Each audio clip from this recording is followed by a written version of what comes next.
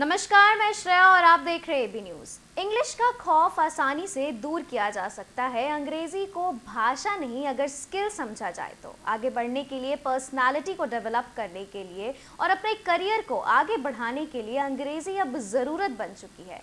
नमस्कार, आप देख रहे हैं एबी न्यूज़ और मैं हूं आपके साथ श्रेया। और अभी हमारे साथ इस वक्त स्टूडियो में मौजूद है डॉक्टर प्रीति बाला, जो English academia school of English language skills की फाउंडर है। सबसे पहले तो मैम, आपका इस एबी न्यूज़ में स्वागत है।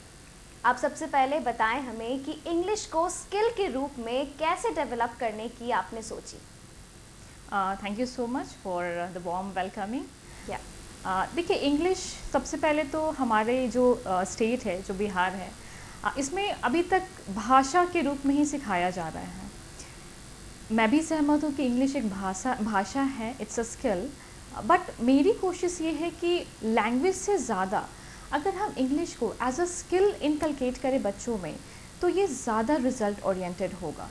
जैसे आप देख लीजिए, हमारे बिहार में एक बहुत बड़ा जो टारगेट हमारे हैं, जो लर्नर्स हैं, वो है यूथ। या और यूथ चाहे वो एसएससी की तैयारी कर रहे हो, रेलवे, बैंकिंग या कोई भी कॉम्पिटिटिव एग्ज़ाम्स की तैयारी कर रहे होते हैं, लेकिन जब वो इंटरव्यू के लिए जाते हैं तो उनको हेजिटेशन होती है, उनको लैंग्वेज प्रॉब्लम होती है। आप हिंदी या अंग्रेजी कोई भी माध्यम रख सकते हैं, बट कॉन्फिडेंस के लिए आपको लैंग्वेज को एज अ स्किल आना चाहिए।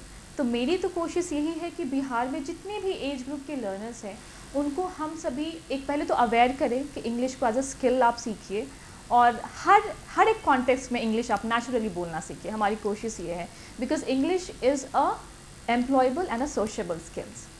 ओके, तो अब आप हमें एकेडमी के बारे में बताएं कि इसकी शुरुआत कैसे हुई। देखिए, when I was a student, no, Yeah. then I realized that I lack a good set of training, Okay. especially in English. तो मेरे साथ भी I had some situations when I realized that English is more than a language, it's a skill. क्योंकि मुझे भी problem आती थी, और जो एक्सेंट की प्रॉब्लम है, टोन की प्रॉब्लम है, क्योंकि हमारा मदर टंग इन्फ्लुएंस भी काफ़ी रहता है, तो इस सब चीज़ों से काफ़ी हेजिटेशन होता था बोलने में। फिर माहौल नहीं मिलता था, because environment is also very important factor in communication skill. तो मैंने सोचा कि जब मैं ये पाथ को लेके आगे बढ़ रही हूँ, मैंने मास्टर्स किया इंग्लिश में ही, पीएचडी करी, देन आई रियलाइज्ड कि नहीं, मुझे अपनी सोसाइटी के लोगों के लिए करना है। जो मुश्किलें मुझे हुई, एटलीस्ट मैं अपने यूथ को, हमारे जो बिहार के लोग हैं, उनके लिए मैं कुछ कर पाऊँ। तो मैंने सोचा कि नहीं, एक ऐसा ट्रेनिंग सेंटर डेवलप किया जाए बिहार के लिए, बिहार के लोगों के लिए, बिहार में जब उन्हें बाहर जाने की ज़रूरत ना हो। और आपको पता है, हमारे यहाँ जो कोर्सेज़ हैं, वो सारे टारगेट एज ग्रुप को ध्यान में रख के बनाए गए। बच्चों के लिए है, हाउसवाइफ्स के लिए है, वर्किंग प्रोफेशनल्स के लिए है, यूथ के लिए है। तो मेरी कोशिश थी, मैंने सोचा था कि इसको एज अ चेन हम डेवलप करेंगे, और हम काफ़ी हद तक इसको करने में कामयाब हो रहे हैं, बिकॉज हमें हमारे स्टूडेंट से काफ़ी अच्छा रिस्पांस मिल रहा है। तो इसकी खुशी है मुझे। तो as you said that you overcome through the situations, आपने उस सिचुएशन से ओवरकम किए जहाँ पे आपने इंग्लिश को समझा कि ये काफ़ी इंपॉर्टेंट लैंग्वेज है। तो उन बच्चों को या फिर उन यूथ जिसके बारे में आप बता रही हैं, या उन हाउसवाइफ्स जो कि अभी मेरे हिसाब से वो अभी भी इन सिचुएशंस को ओवरकम करती होंगी, तो उसको आपने किस कदर हैंडल किया? I told you one incident when I was in my office in my Ramnagari branch. Then Okay. A woman came to make a visit, and she interacted with me. Okay. And she said that कि ma'am, I had to attend, उन्होंने हिंदी में ही बात की मुझे कि ma'am, मैं एक housewife हूँ, आपसे बहुत दिनों से मिलना चाह रही थी, बिकॉज मेरे छोटे छोटे बच्चे हैं, और मेरी शादी मेरी पढ़ाई के दौरान ही हो गई। और उसके बाद जब मैं अभी जाती हूँ, पेरेंट टीचर, बच्चे बहुत अच्छे स्कूल में पढ़ते हैं, तो मैं जब जाती हूँ तो मुझे बहुत शर्मिंदगी का सामना करना पड़ता है, बिकॉज मैं नहीं बोल पाती हूँ, और बच्चों के सामने मुझे एम्बैरस होना पड़ता है। तो जब मैंने वो चीज़ें को जब मैं सुनती हूँ, तो मुझे लगता है कि नहीं, इनके लिए कुछ करना चाहिए। फिर मैंने सोचा कि नहीं, हाउसवाइफ के लिए हम लोग एक स्पेशल इंग्लिश कोर्स डिज़ाइन करेंगे, जो कि मैंने किया, मैंने और मेरी टीम ने। और उसके बाद हाउसवाइफ के लिए हमने इस तरह के कोर्सेज बना के उनको सिखाना स्टार्ट किया, और उनको फ़ायदा हो रहा है। They become very confident, now they are getting fluency in that, और उन्हें अच्छा लग रहा है। तो ये उनमें कॉन्फिडेंस को जब मैं बूस्टअप करती हूँ तो मुझे बहुत खुशी होती है, because I am also a woman, so it's something that is collective consciousness, आप उसको कह सकती हैं। बिल्कुल, ऐसा ऐसे भी कहा जाता है कि कोई भी लैंग्वेज हो उसमें एक फ्लुएंसी, एक प्रॉपर कमांड होना चाहिए, जिसके लिए आज भी लोग सोचते हैं कि कहाँ जाएं, किस कदर। तो आपकी एकेडमी जो है वो बाकी सारे क्लासेस से किस कदर अलग है, और आपकी एकेडमी के जो विजन्स हैं जो आप लेके आए हैं, और फिर किस कदर आप इसको एक्सपैंड करना चाहती हैं, इसके बारे में कुछ ज़रा बताएं। देखिए, English academy I was founded with a vision to create an ecosystem of all age group of English language learners in Bihar. ये एक बिहार का इंस्टीट्यूट बिहार के लोगों के लिए है। देखिए, सबसे ज़रूरी चीज़ है कनेक्ट होना। तो बिहार के लोगों की जो प्रॉब्लम होती है ना, हम उनसे कनेक्ट हो पाते हैं। मुझे पता है कि सेंटर के बाहर उन्हें इंग्लिश एनवायरनमेंट स्पीकिंग का कोई माहौल नहीं मिलेगा। इसके लिए इंग्लिश अकेडमिया में स्पीकिंग क्लब है, रीडिंग क्लब है, लिसनिंग क्लब है और राइटिंग क्लब है, जो other than teaching and learning ये एक ऐसा सिस्टम क्रिएट किया हुआ है कि वो कोर्स कंप्लीट करने के बाद भी वो हमारे यहाँ आकर प्रैक्टिस कर सकते हैं। उसके लिए उनसे हम कोई चार्ज नहीं लेते। और आपको पता है ये सारे इतने रीजनेबल कॉस्ट में हम करा रहे हैं, और वो सारे सर्टिफाइड ट्रेनर्स के थ्रू ट्रेनिंग दी जा रही है। आप कह सकते हैं कि the role of a teacher is far different than the role of a trainer, and here we have a good set of trainer who act as a facilitator। एक अच्छा एडुकेटर एक फैसिलिटेटर बन के जब चीज़ों को कंडक्ट कराता है ना, तो 100% रिजल्ट मिलती है। बिकॉज इंग्लिश जब आप एक भाषा सिखाते हैं ना, इसको एज अ सब्जेक्ट आप नहीं सिखा सकते। बिल्कुल। तो हमें अनकन्वेंशनल होके ESL टेक्निक को फॉलो करना पड़ता है। अब हमारे बिहार में बहुत कम लोग हैं जो ये समझ पाएंगे कि जो ESL वो होता क्या है। मैं इस पे थोड़ा सा गौर प्रकाश डालना चाहूँगी कि ESL is actually teaching of English as a second language. जैसा हम सभी जानते हैं कि हिंदी हमारी मदर टंग है, हमारी मातृभाषा। इवन जिस स्टेट से हम बिलोंग करते हैं, बहुत सारे डायलेक्ट्स हैं, मगही, मैथिली, भोजपुरी, जो हम रैंडमली ऐसे ही फ्लुएंटली बोलते हैं घर पे। यहाँ से पढ़ी बड़ी हूँ, यहीं की मेरा जन्म है, तो मैं बहुत अच्छे से समझती हूँ इस चीज़ को। तो जब हम एक फॉरेन लैंग्वेज की तरफ बढ़ते हैं ना, तो हमें बहुत सारी टेक्निकलिटी को समझने में दिक्कत आती है। जो ट्रेनिंग हमारा जो कोर्सेज़ है वो इस तरीके से डिज़ाइन है कि आपको हर एक चीज़ की टेक्निकलिटी बहुत अच्छे से समझाई जाती है। जैसे अभी आप देखेंगे तो बहुत सारे स्टूडेंट्स हैं, इवन बहुत सारे एज ग्रुप पर्सन को भी आप देखेंगे वो स्टिल वो वही सारे स्टीरियोटिपिकल जो है वर्ड्स यूज़ कर रहे हैं। और गलत, देखिए, लिसनिंग स्किल जो होता है, इंग्लिश के 4 स्किल्स होते हैं, listening, speaking, reading and writing. हमारी कोशिश होती है कि पूरे LSRW को हम कवर करें। अगर उनको फ्लुएंसी चाहिए ना, हम उनको एक्यूरेसी भी देंगे राइटिंग में। तो हम इस तरीके से काम करते हैं, और उनको अच्छी इंग्लिश सुनने के लिए हमारे ट्रेनर्स इंग्लिश में भी बात करते हैं। जैसे अभी आप जाएंगे कहीं तो बहुत सारे लर्नर्स को मैंने सुना है वो बोलते हैं रिसिप्ट, होता है रिसीट। तो हम उन सब चीज़ों पे, छोटी छोटी बातों पे गौर करते हैं। एकेडमिया इसलिए डिफरेंट है because academia has an aim. I think the training center is on the mission to educate and reach and empower the learners of Bihar। इसलिए ये डिफरेंट है। इट्स बेसिकली लैंग्वेज स्कूल, और हमें बहुत सारे chain को create करना है। बिल्कुल। तो जिस तरीके से आपने बताया, तो काफ़ी ज़्यादा एक जो होता है ना, एक बिल्डअप, एक सोच लगा होगा इस एकेडमी को बिल्ड करने में। तो आपने इस प्रोफेशन को किस कदर चुना? मतलब शुरुआत से ही आप इस प्रोफेशन की तरफ थी, या फिर मतलब अभी कैसे, किस कदर हुआ ये इसकी शुरुआत? बहुत अच्छा क्वेश्चन है ये। Actually I was not brought up to be ambitious. I was brought up to get married and work to run a family. Yes. Bihar से हूँ, एक महिला हूँ, एक सोच समझती हूँ चीज़ों को। तो मेरा माइंडसेट भी था कि नहीं चलो ठीक है, लेकिन I was very much passionate about learning. Still I'm a good learner. तो पढ़ने का जो एक कहते हैं ना, एक भूख बहुत ज़्यादा थी मेरे अंदर, और बहुत सारे ऐसे सर्कमस्टांसेस आए थे मेरी लाइफ में जिसको मैं अभी नहीं शेयर करना चाहूँगी। बट हाँ, उन चीज़ों ने, उन सारी परिस्थितियों ने मुझे बहुत मजबूत किया। और फिर मैंने सोचा कि ठीक है, इंग्लिश है, इसी को आगे लेकर बढ़ेंगे और कुछ करेंगे लाइफ में, और अपनी सोसाइटी के लोगों के लिए कुछ करेंगे। More than earning money, I was passionate about to do something for my society, और इसलिए मैं आगे बढ़ते गई। मैं बहुत शुक्रिया अदा करूँगी कुछ ऐसे लोगों का जिन्होंने बहुत साथ दिया, बहुत मोटिवेट किया, आज तक करते हैं, और मैं आगे बढ़ते गई। मैंने पीछे मुड़ के नहीं देखा। उसके बाद मेरे स्टूडेंट्स का इतना सपोर्ट रहा कि और ज़्यादा डेवलपमेंट होता रहा कोर्स में, मॉड्यूल में, स्ट्रक्चर्स में, और उनके लिए मैं करने के लिए और आगे बढ़ते रही। तो ये सफ़र मुश्किल तो ज़रूर रहा, लेकिन अभी सफ़र जारी है, अभी आगे है। जी ज़रूर ज़रूर। तो सबसे पहले हमारे दर्शक को अब इंग्लिश लैंग्वेज की जो इम्पोर्टेंस है उसके बारे में आप कुछ बताएं कि इसकी इम्पोर्टेंस आजकल के ज़माने में, जैसे हम लोग सब जान रहे, जगह जगह इंग्लिश यूज़ की जा रही है, तो इसकी इम्पोर्टेंस अब किस कदर बढ़ते जा रही है और कितना इस पे ध्यान देना चाहिए, थोड़ा उसे डिस्क्राइब करते हैं। देखिए, मैं पहले तो ये बताऊंगी, अभी जो मेरे अनुभव जो हैं वो मैं देखती हूँ कि लर्नर्स जो जुड़ रहे हैं वो काफ़ी लेट अवेयर होते हैं। आपने ग्रेजुएशन कर लिया तो फिर आपको है कि नहीं, आपको स्पोकन इंग्लिश करनी है। देखिए, स्पोकन इंग्लिश नाम की कोई चीज़ नहीं होती है। इंग्लिश को आप स्पोकन इंग्लिश में क्या आप 3 महीने में सिखा पाएंगे? नहीं, लेकिन आप सिखा सकते हैं थ्रू पेडागॉजीज़।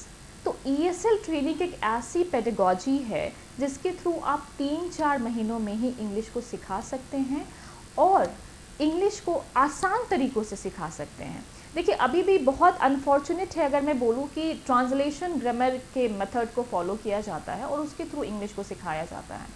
ये एक गलत पेडागॉजी है, क्योंकि आपको कम्युनिकेटिव बेस्ड मॉडल पे काम करना होगा और इंग्लिश को हर एक कॉन्टेक्स्ट में बोलना सीखना होगा। तो English is more than a language rather than it is a tool of communication. तो क्या कम्युनिकेशन आप सिर्फ वर्क प्लेस पे करेंगे? नहीं, आप सोशल प्लेसेस पे भी करेंगे, आप हर प्लेसेस पे करेंगे। तो इंग्लिश को हम हर एक कॉन्टेक्स्ट में फ्लुएंटली बोलना सिखाते हैं और कॉन्फिडेंस बिल्डअप तब होता है जब हम उनको एक कंप्लीट इंग्लिश स्पीकिंग एटमॉस्फेयर देते हैं और वो क्लासरूम इतना इंटरैक्टिव हो जाता है कि स्टूडेंट छोटे छोटे टेक्निक्स के थ्रू वो बोलना स्टार्ट कर देते हैं। तो हमारी ये स्ट्रैटेजी है, हम बहुत ज़्यादा ग्रामर ट्रांसलेशन पे रिलाई नहीं करते, but yes, in order to get accuracy you need a set of grammar. तो उसके लिए हमारे पास कुछ कंटेंट है जिसको हम डिलीवर करते हैं अपने बच्चों के साथ। ओके, तो आपने बताया कि आप वर्किंग वुमेन और फिर यूथ पे ज़्यादा फोकस्ड है अभी आपका अकेडमी, तो इन लोगों के लिए किस तरीके का प्रोविज़न आप प्रोवाइड करती हैं? इन लोगों के अंदर किस तरीके से स्किल डेवलप करने की कोशिश करती हैं? देखिए, हमारे यहाँ वैसे स्टूडेंट भी आते हैं जो कॉम्पिटिटिव इंग्लिश की तैयारी कर रहे होते हैं। तो कॉम्पिटिटिव इंग्लिश में सब्जेक्ट वर्ब एग्रीमेंट है, कॉमन एरर है, एरर डिटेक्शन है। तो उसके लिए हमारे टीचर्स उनको पढ़ाते हैं, समझाते हैं और उनके लिए मॉक टेस्ट सीरीज़ की व्यवस्था है जिसके थ्रू स्टूडेंट को ये कॉन्फिडेंस आता है कि उनका अच्छा स्कोर होगा। दूसरी चीज़, वो ऐसे स्टूडेंट जिन्होंने रिटन एग्ज़ाम क्वालिफाई किया हुआ है और वो इंटरव्यू के सेशंस लेना चाहते हैं हमसे, तो वो पर्सनलाइज कोर्सेज होते हैं जिसके थ्रू वो आते हैं और 1-on-1 की ट्रेनिंग होती है और स्टूडेंट्स का इतना कॉन्फिडेंस बिल्डअप हो जाता है, वो इंटरव्यू में बहुत अच्छा परफॉर्म करते हैं। फिर कुछ ऐसे यूथ हैं जिन्होंने टेक्निकल कोर्सेज कर रखे हैं, जैसे BBA, MCA, MBA, engineering courses कर रखा उन्होंने, और फिर उनको अभी भी प्लेसमेंट में दिक्कत आ रही है, जॉब में दिक्कत आ रही है क्योंकि उनकी कम्युनिकेशन स्किल अच्छी नहीं है। उसके लिए हमारे पास प्रोफेशनल इंग्लिश का एक स्पेसिफिक कोर्स है जिसको बच्चे करते हैं और उनको इन परेशानियों से उनको छुटकारा मिल जाता है, उनको जॉब लगती है और उनको अच्छा ग्रोथ भी मिल रहा है। तो इस तरीके से हमने कुछ डिज़ाइन किया है। ग्रुप डिस्कशन है, क्योंकि ग्रुप डिस्कशन आजकल आप अगर एंट्रेंस एग्ज़ाम्स में जाते हैं ना, तो हायर स्टडीज़ के लिए भी अगर आप कहीं एनरोल होते हैं तो उसके लिए भी ग्रुप डिस्कशन है, जॉब पर्पस के लिए ग्रुप डिस्कशन है, तो हम उन सबको उसमें एक्सपर्ट बना देते हैं। जी बिल्कुल। तो हमारी मातृभाषा जो है कहे तो हिंदी है और हम जिस कंट्री से बिलोंग करते हैं, ये कंट्री भी एक हिंदी के चीज़ों को ट्रेडिशन फॉलो करती है, लेकिन आजकल के ज़माने में इंग्लिश को जिस कदर इम्पोर्टेंस दिया जाता है उसमें जो लोग, कुछ लोग ऐसे भी हैं जो इंग्लिश उतने फ्लुएंटली नहीं बोल पाते हैं, इन लोगों को इतनी इलिटरेट, कहे तो इलिटरेट पर्सन का उन्हें टैग मिल जाता है। तो इस पे आप क्या कहना चाहती हैं? देखिए, ये बहुत गलत बात है कि अगर किसी को इंग्लिश नहीं आती आप उसे इलिटरेट कहें। देखिए, भाषा एक माध्यम हो सकता है, ये कोई टैग नहीं किसी को प्रोवाइड कर सकता है।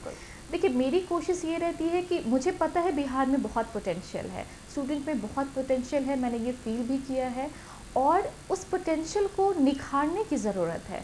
अगर हम एक पर्टिकुलर माहौल दें, अब बताइए बच्चे रिसिप्ट ही क्यों बोलते हैं? क्योंकि उन्होंने सुना है ना। अगर वो रिसीट सुनेंगे तो वो रिसीट ही बोलेंगे।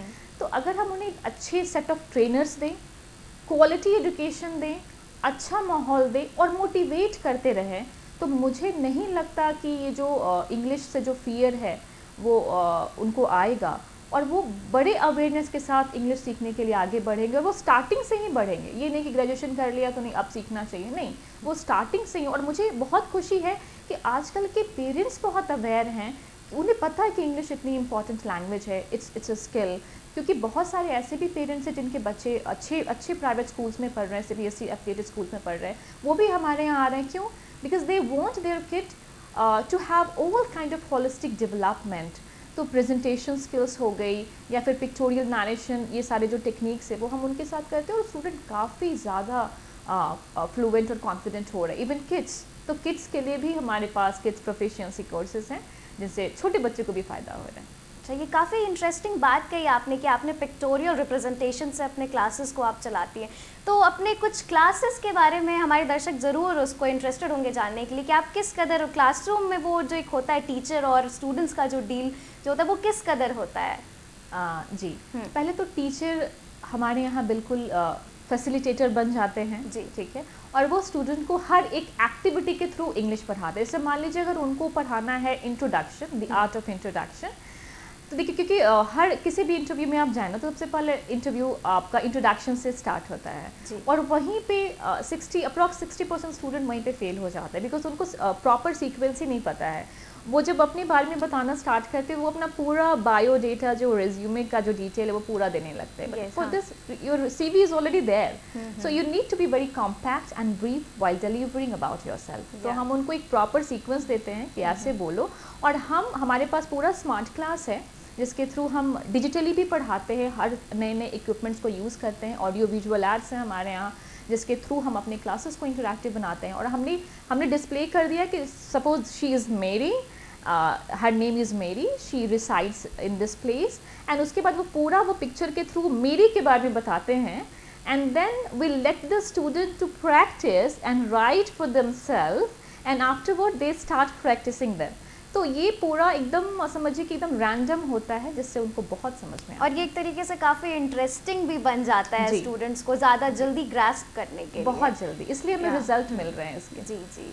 तो इतने सारे जो इंग्लिश कोचिंग क्लासेस जो यहाँ पे चल रहे हैं, बहुत सारे क्लासेस चलते हैं, बहुत सारे अकेडमीज़ भी चल रहे हैं जो कि एक बहुत ही पेटेंट सा दावा करते हैं कि 15 दिनों में आप एक फ्लुएंट इंग्लिश सीख जाएंगे।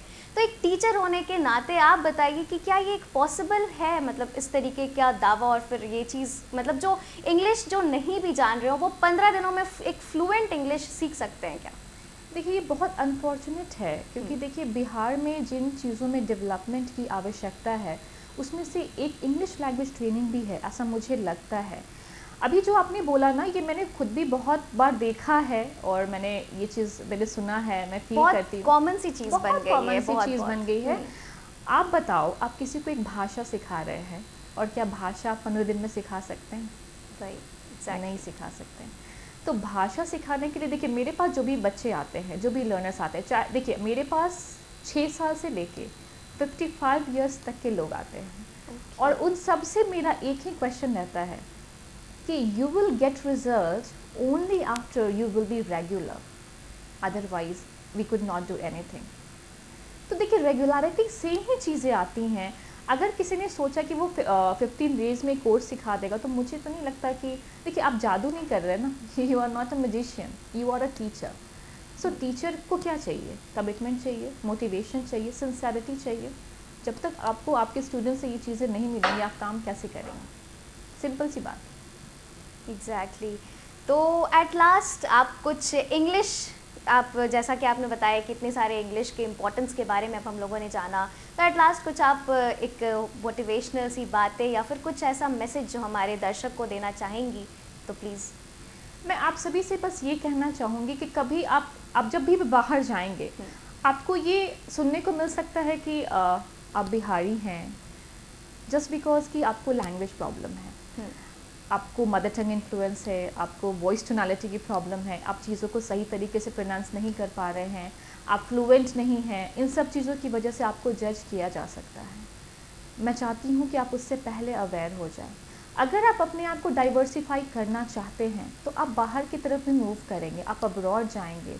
हमारे पास बहुत ऐसे भी स्टूडेंट हैं जो आइल्स की तैयारी करते हैं, एकेडमिक आइल्स की हो या फिर जनरल आइल्स की हो, जो बाहर जाके जॉब करना चाहते हैं या स्टडी करना चाहते हैं, अब्रॉड जाके हाई स्टडी करना चाहते हैं, तो वैसे भी लोग हैं। तो आपको इंग्लिश को सीखने के लिए आप अभी से आपको लगना होगा, और आप में खुद से ये मोटिवेशन आना चाहिए कि अगर मेरी हिंदी इतनी अच्छी है, we should be proud of our mother tongue, right? तो अगर मेरी हिंदी इतनी अच्छी है तो मैं एक फॉरेन लैंग्वेज क्यों नहीं सीख सकता? और अगर ये more than a foreign language एक एम्प्लॉयबल, सोशेबल और जॉब स्किल है, तो मैं क्यों नहीं उसको अपने अंदर इनकलकेट कर सकता हूँ? आप स्किल पे फोकस कीजिए, बिकॉज हमारी सरकार भी स्किल डेवलपमेंट के लिए इतनी ज़्यादा जागरूक है। तो आप भी कंट्रीब्यूट कीजिए इसमें, अवेयर होइए, and it's never too late to start. अगर आपको लगता है कि आपकी एज निकल गई है, आप नहीं सीख सकते अब, तो ये एक मिथ है, आप कभी भी सीख सकते हैं। लर्निंग की कोई एज नहीं होती है, और हमेशा क्वालिटी बेस्ड चीज़ों को आप पहचानना सीखिए। 15 डेज़ में आप इंग्लिश नहीं सीख सकते। तो ये थी हमारे साथ डॉक्टर प्रीति बाला, जिन्होंने बहुत ही सही बात कही कि एक अंदर से एक क्वालिटी आपके अंदर भी होनी चाहिए, आप शुरू से उन चीज़ों को इनकलकेट नहीं कर सकते हैं। तो इसी के साथ हमारे इस खास पेशकश में डॉक्टर प्रीति बाला, आपका बहुत बहुत शुक्रिया कि आप हमारे साथ जुड़ी और इन सारी चीज़ों को आपने बताया। तो अभी के लिए बस इतना ही, मिलते हैं अगली पेशकश में। नमस्कार।